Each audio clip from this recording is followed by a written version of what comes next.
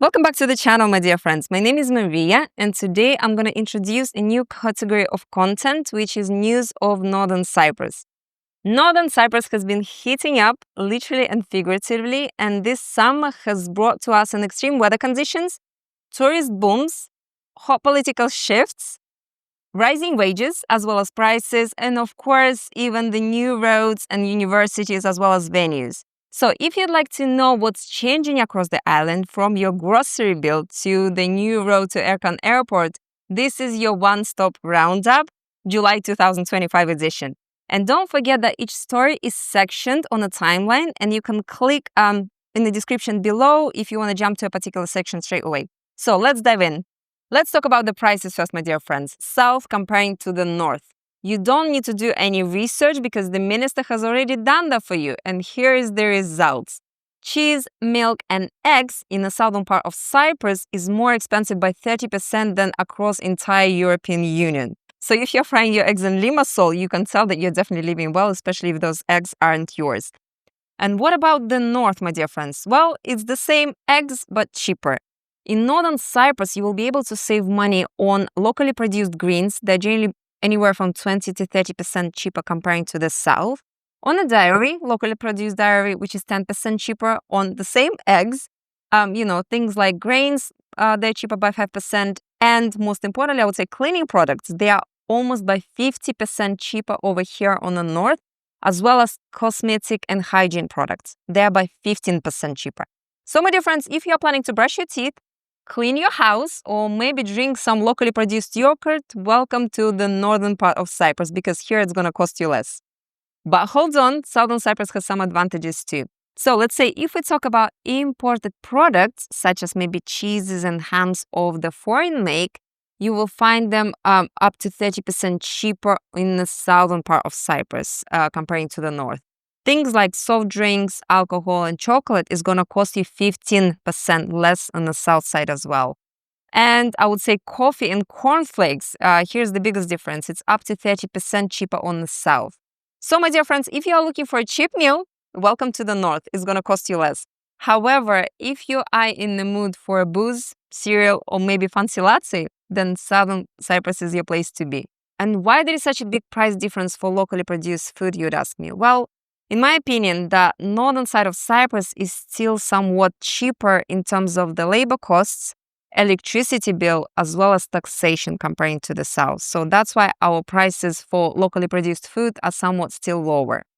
Now let's talk about climate. If you think that plus 30 degrees is a hot summer, welcome to northern Cyprus. Here the temperature in July and August can hit up to plus 46 degrees Celsius. And that's not a hot summer, my dear friends. It's an oven set to a grill mode. And of course, July and August are the hottest months of the year. So hot, in fact, that we already had meteorological services issuing 2 yellow heat warnings this July. And that means that make sure you cover your head, have water with you at all the times, and avoid direct sun exposure as much as possible.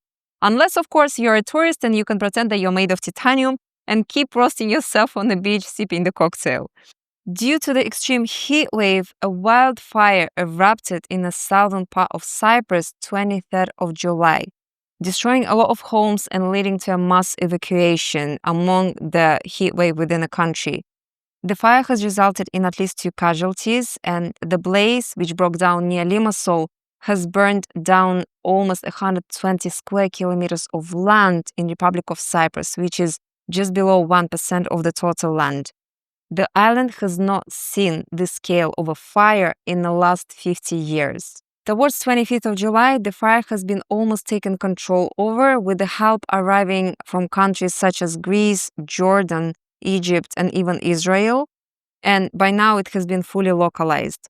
Northern Cyprus, of course, offered help as well, whether it's land support or planes, but southern Cyprus refused to accept any. If we touch base on the tourism sector, my dear friends, northern Cyprus is breaking all the records once again. Erkan Airport has served up to 2.6 million passengers in the first half a year of 2025 alone, with record number of flights coming to 17,000, in the first 6 months of 2025. So, and it comes down to the help of the government, because government with the initiative to boost the tourism industry is helping the hotels with subsidies and of course heavily investing into international marketing to increase the inflow of tourism into the area.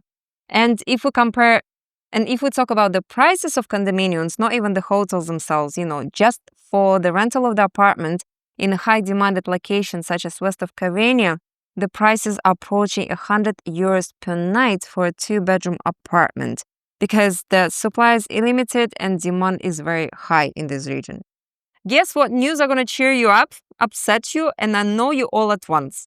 My dear friends, minimum wage here in Northern Cyprus has gone up again. I mean, it's a third or a fourth time in the last year alone, and nobody's counting anymore because it's just like lira exchange rate. It's different every day.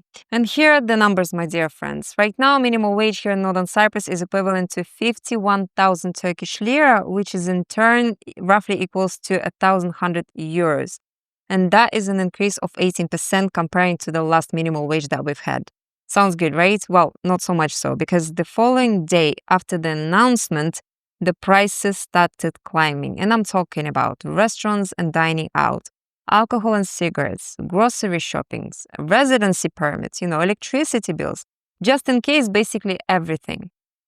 And why is this happening, you'd ask me? Well, rising cost of life here in Northern Cyprus, inflation, the currency instability, the solar flares, and Mercury in retrograde, all of that creates a very painful pattern here in Northern Cyprus, where wages rise, prices go up.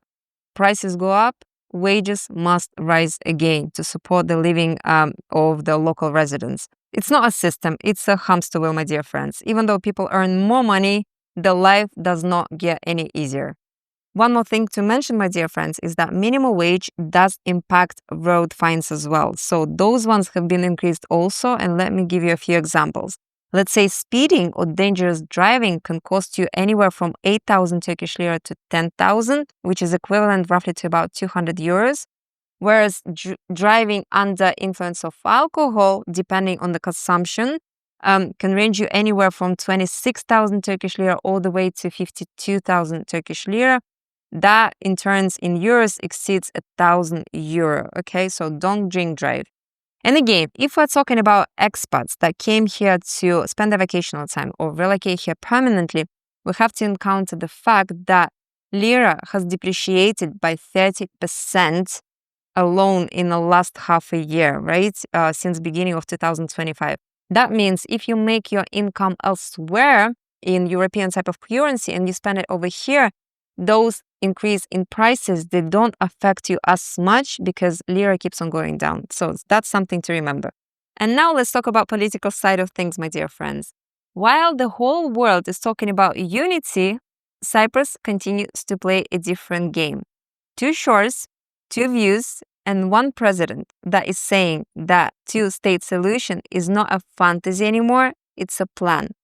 A president of Turkish Republic of Northern Cyprus, Ersin Tartar, has made his position clear once again during the United Nations meeting held in New York just in the last month. With Turkey's support, TRNC keeps on pushing on international recognition, and the progress is real. TRNC now has an observer status in the Organization of Turkic States. The country participates in the Organization of Islamic Cooperation, and it has made a huge progress with the Economic Cooperation Organization. And this isn't just about the flags and photos, this is about real diplomacy. Ersin Tartar calls the federal model a trap. He says if the island unifies under one flag, Turkish Cypriots will become a minority. Turkey will withdraw, and the Eastern Mediterranean will be carved up without them. For Ersin Tartar, Northern Cyprus isn't just a land, it's waters, its continental shelf, its economic zones, aerospace, and of course, Turkey's influence within the region. Only 15 years ago, the trade between Turkey and Turkish Republic of Northern Cyprus was roughly about $600 million. Today, we've reached $3 billion trade. If we talk about the passenger inflow, in the last year alone, Ercan Airport has serviced 5 million passengers, comparing to just under 1 million 20 years ago. TRNC trades with over 100 countries across the globe. Tourism sector is growing. Varosha is partly open. Investors are active. Turkish Republic of Northern Cyprus is not an isolated enclave anymore. It's a serious regional player. And as Erdogan said, a Turkish Republic of Northern Cyprus will shine as an independent Turkish state of the Eastern Mediterranean. And whether you like it or not, a two-state solution is no longer a taboo, my dear friends. It's geopolitical reality.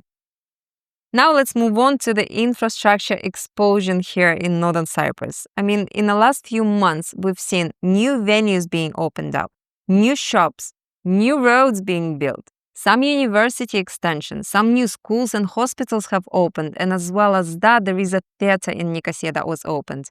And let's begin with the roads, okay? One of the major projects that was conducted and already finished in July of 2025 is the major highway flyover in the center of Nicosia that helps drivers to avoid extensive traffic. Another major project is the Yonka Junction it's a road that links Nicosia with Kyrenia, and it's an ongoing process that's going to be completed fully at the beginning of 2026. One of the most important projects that we've been waiting for a very long time, for over 14 years, is the road expansion in the Çatalköy region that links Kyrenia with the Saint-Tropez region. For 14 years, the government could not come up with the project because a lot of the territory that aligns to the road belonged to the private individuals. And that issue could not be solved until recent date, when finally the project has been proposed and approved. And now the construction of the extension of that road is starting. And that's a big news for Northern Cyprus, because whoever lives in here knows that that particular area is the worst traffic nightmare anyone could experience, okay? So the road is going to be extended into full lanes for about 8 kilometers length from Kyrenia to Saint-Tropez. And there would be, of course, roundabouts, sidewalks built, and of course there would be a drainage system that will be improved. Lapten Alsancak Road expansion is approaching its final stage finally, even with one underground passage being built for the residents to get to the beach without having to cross the road. Also, there is a new road between Kayalar and Sadrazam Koy that lasts for 15 kilometers long that was also built, and in turn it helps to connect small coastal villages on the northwest coast. In Varosha, a part of Famagusta that was closed for many, many years, more and more beaches now are opening up to the public, with the plans to open new restaurants, kiosks, snack bars, and more facilities for the residents to use. Another public place that's opened its doors to the residents of Northern Cyprus is the Bella Panorama restaurant and bar located in the heart of Bela Pais. It's a stunning restaurant with absolutely amazing views on Mediterranean Sea and that serves a traditional Cypriot cuisine. It has already become popular for live music events and, of course, sunset dinners. Another major event that happened in Northern Cyprus is the KH Club celebrated its 10th anniversary with famous DJs coming to the island to play the music. Another bar that's been opened is the Rooftop Bar in Nicosia that has an amazing settings and serves mainly local students and young individuals. And also, the Karpas area has been flourishing with the new little restaurants and cafes popping up across the whole coast to serve the newcomers and tourists. Let's touch base on new educational and health facilities in Northern Cyprus. Another major project that took place here in Northern Cyprus is the Republic Campus that opened its doors in May of 2025. And that includes a new presidential office, a parliament building, a new mosque that opened its doors to 2,000 residents, and as well as new national park for the public to use. The whole project was funded by Turkey and it was followed with a huge ceremony parade when being opened. And even though some locals do criticize the cost and the scale of it, the official says that it gives a stronger national presence to TRNC. There is also a national theater that's being built in the heart of Nicosia that will open its doors very soon, my dear friends. And aside of everything that I've mentioned, there is also big plans on building new solar power plants to help the island with the clean energy. The last news that I wanted to share with you, my dear friends, is the fact that Turkish government has signed an agreement to support Northern Cyprus infrastructure with 12.5 billion Turkish lira financial support. 8.5 billion of Turkish lira would go particularly towards building new roads, hospitals, and schools. So, my dear friends, Northern Cyprus has been evolving fast, and whether you are a local resident, a tourist, or an investor looking to invest, there is a lot more coming, so stay tuned.